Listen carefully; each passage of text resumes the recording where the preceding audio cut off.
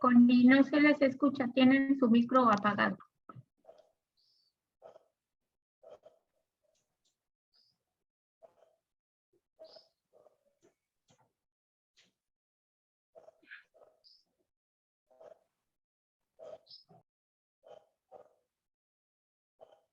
Activar audio. ¿Ahí? Ahí. Ya. Ok. Bueno, entonces vamos a retomar rápidamente. El tema de hoy, como ustedes se podrán percatado, lo iniciamos con una pregunta. Considerando que hablar de esperanza es un tema que pues por muchos ámbitos lo escuchamos, ¿verdad? Esperanza es una bella palabra. Por lo tanto, es muy utilizada en muchos aspectos. Desde un punto de vista netamente, ahora sí que gramatical, la esperanza de vida, perdón, no les digo que no, tiene de latín esperar, ¿sí? Entonces, simple y sencillamente la palabra esperanza viene de esperar. Habitualmente la esperanza es considerada como un sentimiento, un valor o un estado de ánimo. Tengo esperanza. Un estado de ánimo casi siempre de forma positiva. Pues aunque yo ahorita les diga un ejemplo de una esperanza que pareciera negativa, como decir alguien con una depresión muy grande que diga, yo tengo esperanza de morirme, finalmente es un deseo, es algo positivo para esa persona. Desde el punto de vista, ya vemos que no es algo normal, pero para esa persona le está implicando algo positivo para sus necesidades, su deseo. La esperanza es aquella sensación de que se está esperando algo bueno en un momento dado. Vamos a esperar que la situación del país mejore, ¿verdad? Económicamente. Estamos esperando algo bueno. Pero con la confianza de que esa cosa se va a lograr, ese deseo se va a conseguir. Y pues ya yéndonos al área espiritual, al área trascendente, es la espera anhelosa de la vida eterna por medio de la fe, ¿sí? Como les decía en un principio, entonces la palabra esperanza es una palabra riquísima. Es tan rica que, por ejemplo, también se les han encontrado, podríamos decir que tiene 3 aspectos importantes, la esperanza, de acuerdo a la relación entre el suceso y los resultados. O sea, en ese espacio que hay entre mi deseo y la espera, esto lo puedo concientizar o materializar de una forma de resultados. Hay una esperanza de resultados, entonces, hay una esperanza circunstancial y una esperanza religiosa. Podríamos definirlas en estas 3 áreas para poder ubicarnos un poquito en cómo vamos a abordar realmente la palabra esperanza en este momento. Si ustedes se recuerdan, y para esto vamos a hacer referencia a nuestro cuadrito muy conocido y ponderado en la mayoría de los temas que hemos tratado, en el que hemos hecho hincapié en que los seres humanos somos personas íntegras, que estamos formadas por un área biológica, una psicológica, una social y una espiritual. Y por lo mismo, la palabra, la esperanza, no se limita nada más a un aspecto sentimental, emocional o afectivo. La esperanza, desde el punto de vista ya, como pudiéramos decir, pues que la sociedad le ha encontrado algunos fundamentos o circunstancias para poder concretizar o materializarlo. Los seres humanos siempre tenemos tendencia a todo materializarlo y buscarle un por qué o para qué. Y en base a y en el término de la esperanza, tanto en el área biológica como en el área psicológica, en la social y en la espiritual, se le ha encontrado la manera de utilizarla con algunos puntos de vista prácticos y muy valiosos e importantes, que nos van a llevar de lo meramente humano hasta el área más importante para todos nosotros, que es la espiritual.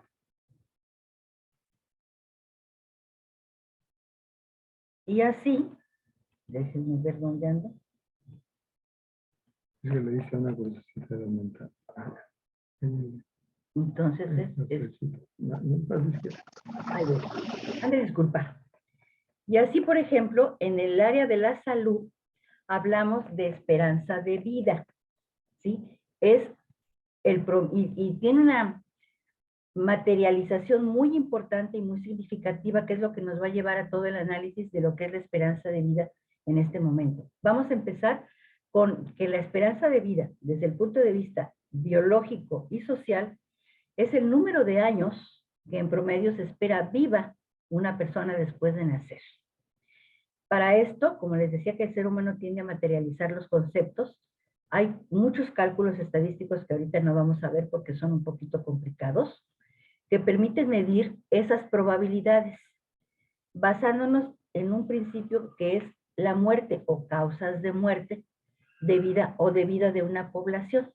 Cuando se empezó a utilizar este término de esperanza de vida en el área de la salud y de la sociología y de la economía de los países, el parámetro los dos parámetros importantes para evaluar eran la edad, el sexo, basados en la mortalidad, en las causas de mortalidad.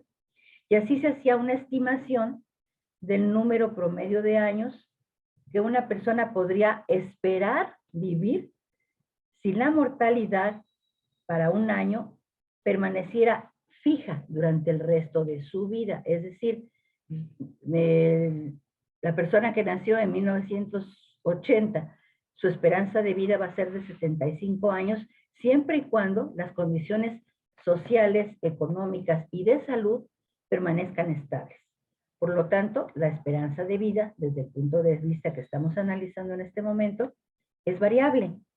Tanto puede acortarse como puede alargarse de acuerdo a las condiciones que vamos a comentar más adelante. Y por lo tanto, nos señala que la esperanza de vida indica un mejor desarrollo económico y social en la población, la esperanza de vida alta. O sea, el decir que los seres humanos de tal comunidad o de tal sociedad o del mundo van a vivir tantos años en promedio, esperamos que vivan tantos años, nos va a señalar un mejor desarrollo económico social si estos van aumentando. Ahí está ahí. Ejemplos. En 2019, la esperanza de vida en México era de 75.1 años en promedio. Un autor manifestó que la esperanza de vida en el hombre, este autor es de la UNAM, en el 2020 era de 72.3 y de la mujer de 73.93. Sí, efectivamente las mujeres vivimos un promedio de 5 años más que los varones y todos lo hemos podido comprobar. Hay más viudas que viudos, ¿verdad? El promedio de vida para este año, del 2020, era de 75.13 años de vida, según los estudios de la CONACYT y de las instituciones de salud en México, la Secretaría de Salud. Para 2030, se calculaba que nuestro promedio de vida en México sería de 76.7 años. Pero, aquí hay un pero. Actualmente la esperanza de vida en México disminuyó 4 años. El resultado más impactante, el más importante que se ha ponderado hasta ahorita, ha sido la pandemia del COVID, que nos hizo disminuir de un promedio de vida de 75 a 71 para el 2021. ¿Sí? ¿Se acuerdan que dije que la esperanza de vida desde el punto de vista de la salud y de la economía y de otros aspectos antropológicos era dinámica? ¿Sí? Porque iba a depender de otras circunstancias muy importantes, entre ellas la de salud. Por lo tanto, interpretar la esperanza de vida desde este punto de vista es aún más rica y puede aportarnos información clave sobre el desarrollo del estado y el bienestar de un país. Tener una vida larga y saludable es el mejor indicativo del desarrollo social de un país. ¿Por qué? ¿Por qué va a ser importante?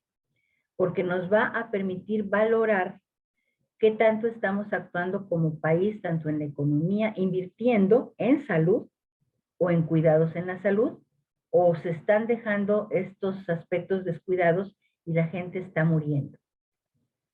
porque ha disminuido la esperanza de vida en México. Según una persona que todos conocemos en algún momento expresó, el COVID nos vino como anillo al dedo. ¿Por qué? Porque fue una situación no esperada de salud que se generalizó en todo el mundo y en nuestro país causó grandes pérdidas de vidas que a la fecha nos están haciendo disminuir la esperanza de vida en el país. Pero no es el único aspecto que se debe de tomar en cuenta. Si nuestro país hubiera estado preparado o hubiera actuado adecuadamente, y aquí ya entra el aspecto de la economía y de los manejos de los dineros, pues si hubieran encontrado, teníamos, no solamente fue la infección, sino fue que no teníamos hospitales suficientes, no estaban bien acondicionados, no había personal suficiente, no es que no hubiera tratamiento para el virus, que ya sabemos que no lo hay, pero no había los recursos suficientes para sostener otras complicaciones propias de esta enfermedad, y eso, todo eso junto, no es nada más el aspecto de salud, sino también tiene que ver con la economía y con la organización de los países para que la esperanza de vida varíe. Los padecimientos más frecuentes como causa de muerte en el adulto mayor en México son una larga lista, ¿verdad? Pero estos son los más comunes. Y fíjense que simpático, porque siguen siendo los primeros 4 y siguen siendo padecimientos de un tercer mundo o ¿cómo le llaman? País en vías de desarrollo, que no es otra cosa también con países pobres, ¿verdad? Porque todos estos padecimientos pueden, si no evitarse, sí identificarse oportunamente y empezar a atenderse. Ya los hemos visto, varios de ellos en los temas que se han tocado aquí.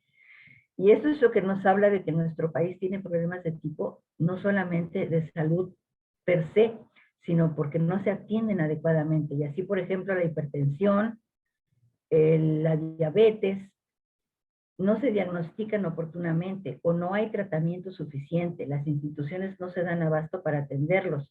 El cáncer también no se hacen detecciones oportunas. No hay tratamientos médicos oportunos o suficientes porque son tratamientos caros. Y las complicaciones de diabetes e hipertensión nos llevan a enfermedades del corazón, embolias, infartos, que son padecimientos que van a cortar la vida de las personas. Y así, tanto tengamos la herencia o la predisposición para padecer estas enfermedades, si no son prevenidas y atendidas oportuna y adecuadamente, nos van a traer complicaciones como discapacidades, la auditiva, de vista, motricidad, que vienen a formar un nuevo término utilizado y cuidado de lo que es la esperanza de vida, que le llaman esperanza de vida atendida, cuidada, ¿sí? Activa, porque le estamos cuidando, no nada más vas a llegar a los 80 o 90 años, pero ¿en qué condiciones, verdad? De los padecimientos mentales, que son el área psicológica de la esperanza de vida, es importante señalar que pues, los enfermos de enfermedades mentales crónicas como la enfermedad de Alzheimer, otro tipo de demencia son enfermedades caras también, que requieren hospitales especializados para su atención. Y la depresión, que a veces no tenemos los recursos suficientes en el país. Y la depresión es un padecimiento actual ocasionado por muchas situaciones, y entre ellas la económica, que están llevando al suicidio. Entonces, por eso, todas estas enfermedades siguen siendo unas de las que nos van a marcar la pauta para establecer las estadísticas de morbilidad y mortalidad, y que de acuerdo a los criterios y estudios de los que saben manejar las estadísticas, nos van a señalar la esperanza de vida, y como podrán ustedes pues corroborar lo que les estoy diciendo, no dependen solamente del estado de salud, sino de cómo está un país económicamente hablando, cuidando la salud de sus ciudadanos. Cabe señalar en este momento rápidamente que en las pláticas que hemos tenido aquí, hemos estado cuidando que se manejen todas las áreas del ser humano, las biológicas, las psicológicas, las sociales y las espirituales. Y en el transcurso de este año, pues hemos visto temas bastante relacionados con esto, como el primer tema que nos dio el doctor Francisco, en el que nos ubicó en las generalidades de un envejecimiento y cómo cuidar para llevar una vejez saludable. Algunos órganos y sistemas dañados, cómo cuidarlos, cómo identificar nuestra funcionalidad y cómo cuidar nuestra funcionalidad, así como también el uso de algunos analgésicos y medicamentos que ya de acuerdo a nuestra edad tenemos que atender y cuidarnos. Desde el punto de vista del estado psicológico y emocional, pues manejamos temas tan interesantes como el sueño, la depresión, la memoria. Se nos dieron algunos herramientas para cuidarnos desde el punto de vista mental y emocional. La práctica anterior en la que ya se nos dieron algunos cuidados paliativos, tanto para los que tenemos adultos mayores en condiciones ya de este tipo, o incluso por ahí el comentario, ¿verdad?, de la vez pasada. Qué bueno que me dicen todo eso para que yo les diga a mis hijos cómo cuidarme, ¿no? O sea, nos han enriquecido desde ese punto de vista. El tema de animales de compañía, el del cuidador, el de la alegría de un estilo de vida, nos dieron también herramientas para poder llevar una vida más saludable, tanto nosotros como con los que convivimos, y esto nos va a ayudar para una mejor esperanza de vida personal. Y pues el tema del testamento, ¿verdad? Tan interesante, que nos dejó muchos cuestionamientos y inquietudes de tomar en serio este papel. Desde el punto de vista espiritual, pues ha habido temas muy interesantes, tanto de los sueños, cómo se han manejado, nuestra misión social trascendente, los sueños en la Biblia, el tema tan interesante que nos dio el padre Geraldo sobre la preparación de Adviento también. Todo esto nos ha llevado a un enriquecimiento espiritual para cubrir las áreas biopsicosociales y espirituales del ser humano. Definitivamente, como ustedes ven, traté de ir platicando cómo la esperanza de vida está relacionada con nuestro ser humano en todas nuestras áreas, tanto biológica, psicológica y social, y como seres sociales tenemos que estar involucrados, pero vamos a tratar de analizar un poquito más detalladamente el área espiritual. Bien, nuevamente buenas tardes. Como bien dijo Connie, trataremos de hablar de este punto espiritual de la esperanza de vida. Miren, pues Dios nos ha dado la oportunidad a Connie y a mí de hablar en muchos grupos, o sea, dar muchas pláticas. Y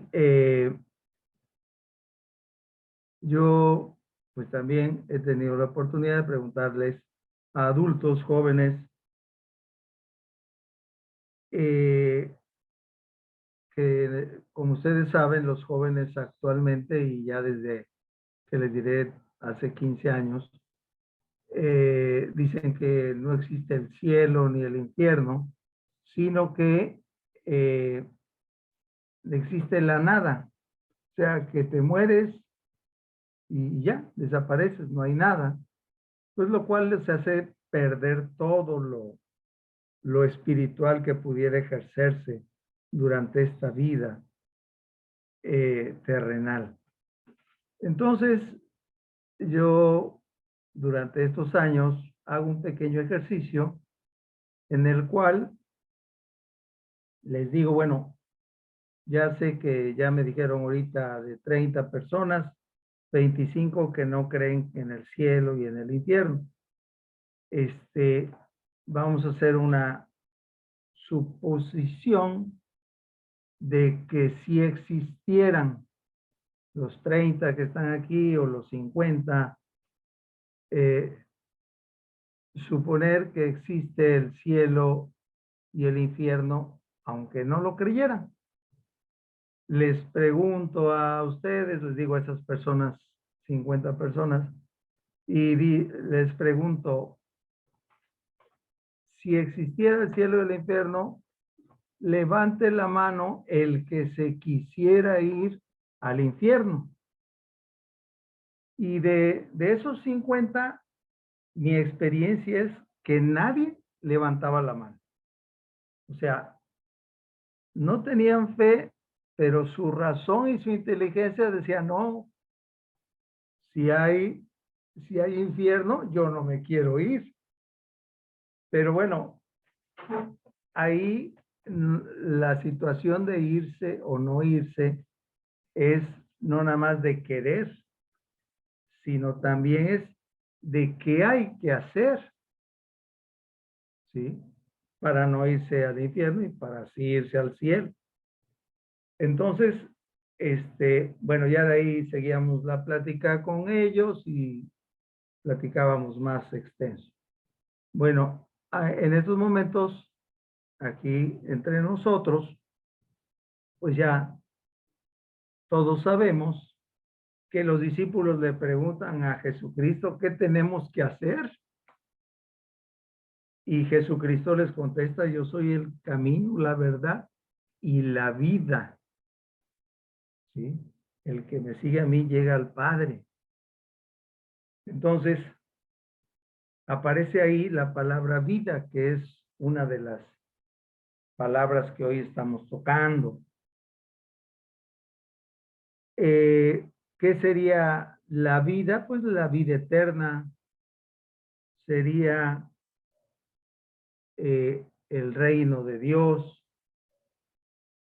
Y bueno, también nos han enseñado de las virtudes cardinales y las virtudes teologales. Y las virtudes teologales, pues como todos sabemos, fe, esperanza y caridad, tomando en cuenta caridad como el amor. Entonces ya apareció la otra palabra, esperanza, esperanza de vida. O sea, para obtener el reino de Dios, obtener la vida eterna, hay que seguir todos, vaya, este camino de Jesucristo. Y eso pues lo podemos platicar porque pues Jesucristo, aunque lo dijo hace más de 2000 años, nosotros pues hemos tenido a lo largo de esos 2000 años, las diferentes generaciones, pues irlo entendiendo con la poca inteligencia humana en relación a la gran inteligencia de Dios. Y bueno, hemos tenido a San Agustín de Hipona, a Tomás de Aquino, a Santo Tomás de Aquino, y mucha gente que nos ha ayudado a entender todo esto. Pero debemos tomar en cuenta, bueno, hago un paréntesis y una aclaración. Se les pidió que leyeran el capítulo 24 de San Lucas, no por otra cosa, sino por refrescar el contexto de lo que vamos a hablar ahorita. ¿Sí? No va a haber preguntas, no hay examen, no se me pongan nerviosos, ni nada. Era nada más por poner en contexto. Bueno, entonces, a ver, aquí la tecnología. Bueno, tenemos que entender que los primeros cristianos y que eran seguidores,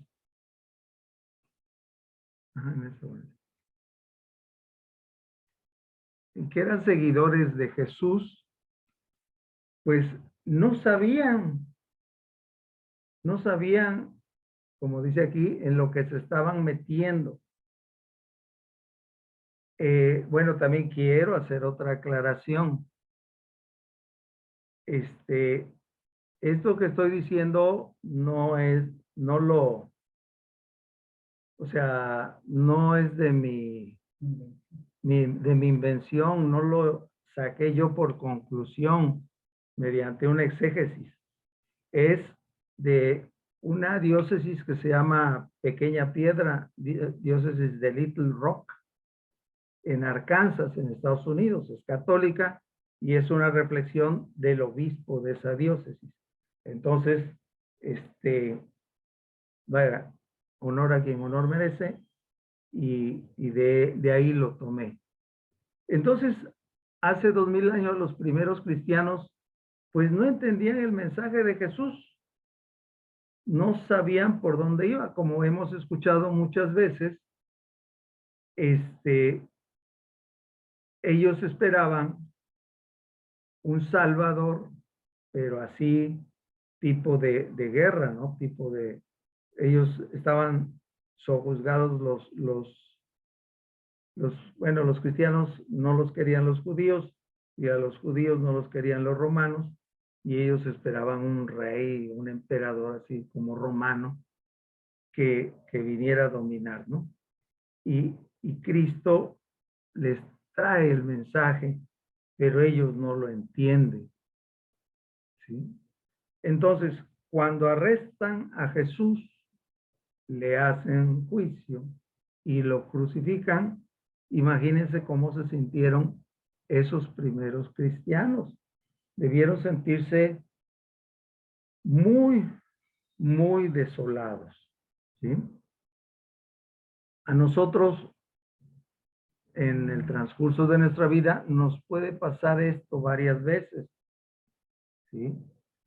Cuando hacemos algún trabajo espiritual y tenemos alguna, como se dice, piedra en el camino, alguna oposición, se siente uno así, abatido, desolado. Es que no me entienden mis vecinos o mis amigos, etcétera, etcétera. ¿Sí? Bueno.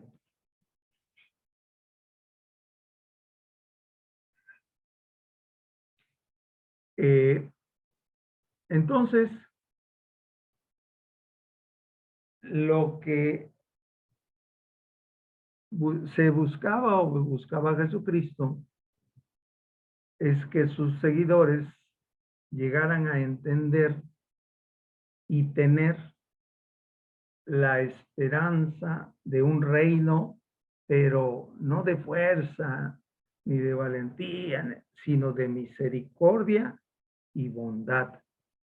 Y con una espiritualidad, pero una espiritualidad basada en una profunda libertad, en una profunda liberación.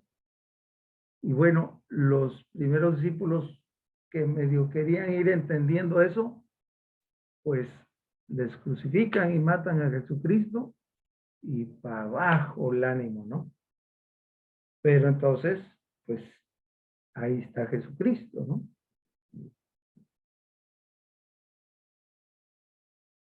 Bueno, si tienen alguna pregunta, ahí está Eugenio por ahí. Bueno, entonces, aquí es donde aparece el Evangelio según San Lucas, capítulo 24, versículos del 4 al 8. Recordarán que bajan a Cristo de la cruz y ya es viernes, ya es en la noche y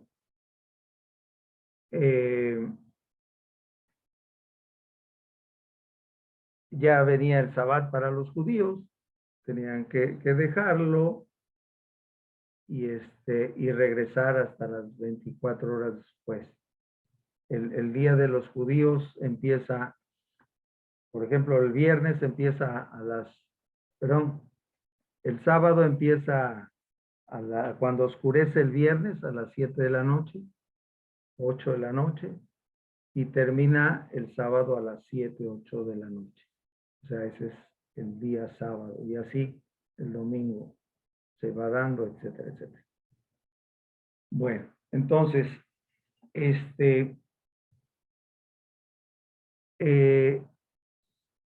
pasa el sábado, el Sabbat de los judíos, y entonces van las mujeres, algunas de las mujeres seguidoras de Jesucristo, y llegan y encuentran el sepulcro vacío. Y dice el Evangelio, no sabían qué pensar, pero en ese momento vieron a su lado a dos hombres con ropas fulgurantes. Estaban tan asustadas, o sea, que mencioné el versículo 4, El 5 dice, estaban tan asustadas que no se atrevían a levantar los ojos del suelo. Pero ellos les dijeron, estos hombres de ropas fulgurantes, que les llaman ángeles, ¿por qué buscan entre los muertos al que vive? En el versículo 6 dice, no está aquí, resucitó. Acuérdense de lo que él les dijo cuando todavía estaba en Galilea. Y es lo que dice aquí la diapositiva. Recuerden lo que él les dijo cuando todavía estaba en Galilea. Perdón. Que el Hijo del Hombre debía ser entregado a los pecadores y ser crucificado y que resucitaría al tercer día. Es el versículo 7. Y el 8 dice, ellas entonces recordaron las palabras de Jesús.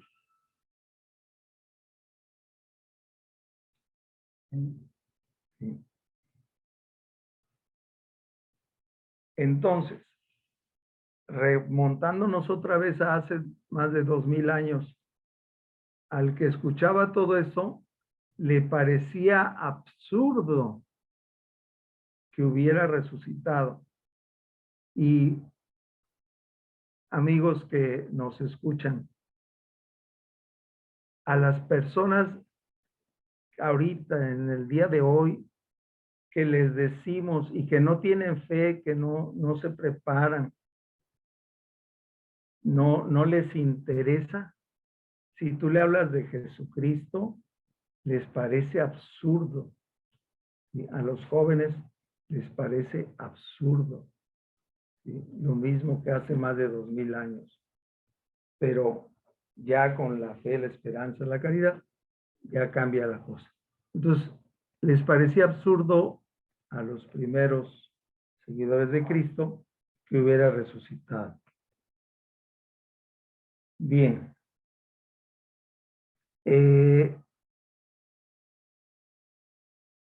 Luego, aquí tenemos otra vez el mismo capítulo de San Lucas, el 24, y los versículos del 13 al 22. Aquel mismo día, 2 discípulos se dirigían a un pueblecito llamado Emaús, que está a unos 12 kilómetros de Jerusalén, e iban conversando sobre todo lo que había ocurrido. Mientras conversaban y discutían, Jesús en persona se les acercó y se puso a caminar con ellos. Pero algo impedía que sus ojos lo reconocieran. Jesús les dijo, ¿de qué van discutiendo por el camino? Ellos se detuvieron y parecían muy desanimados. Uno de ellos, llamado Cleofas o Cleofás, dice que se acentúa en la A, pero que no se pronuncia el acento. Bueno, Cleofas para los cuatro. Le contestó, ¿cómo? Le dice a Jesús. ¿Eres tú el único peregrino en Jerusalén que no está enterado de lo que ha pasado aquí en estos días? Y Jesús les pregunta, ¿qué pasó?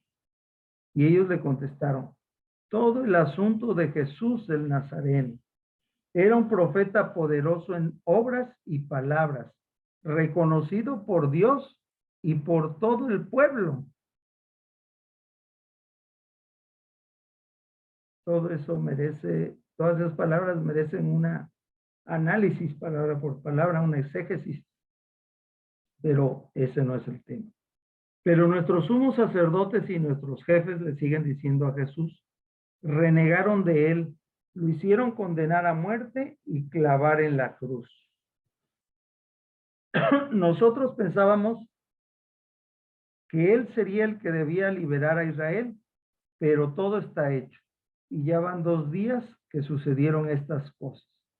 En realidad, algunas mujeres de nuestro grupo nos han inquietado, pues fueron muy de mañana al sepulcro y al no hallar su cuerpo, volvieron hablando de una aparición de ángeles que decían que estaba vivo.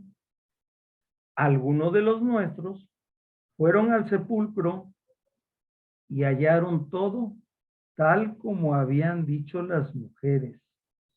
Pero a él, o sea, a Jesucristo, no lo vieron. Entonces ya ahí empieza esa confusión como a irse aclarando, ¿no? Como que ya alguien no ha visto a Cristo, pero no estaba tampoco ahí.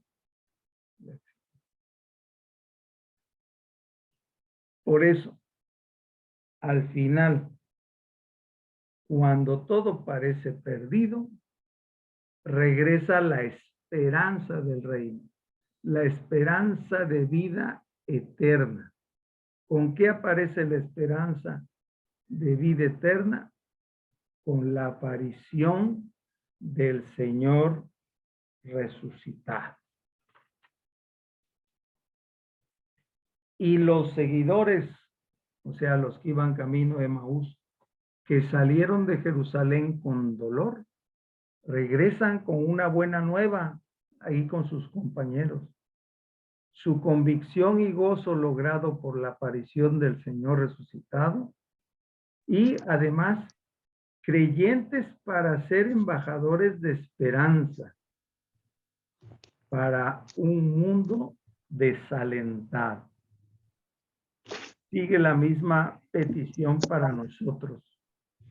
Si somos seguidores de Cristo, si creemos en la vida eterna, debemos ser creyentes, embajadores de esperanza de vida eterna para un mundo y en un mundo desalentado.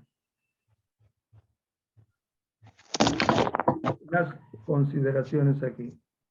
La fe es alimentada por la esperanza y la esperanza es sustentada de la fe en la oración.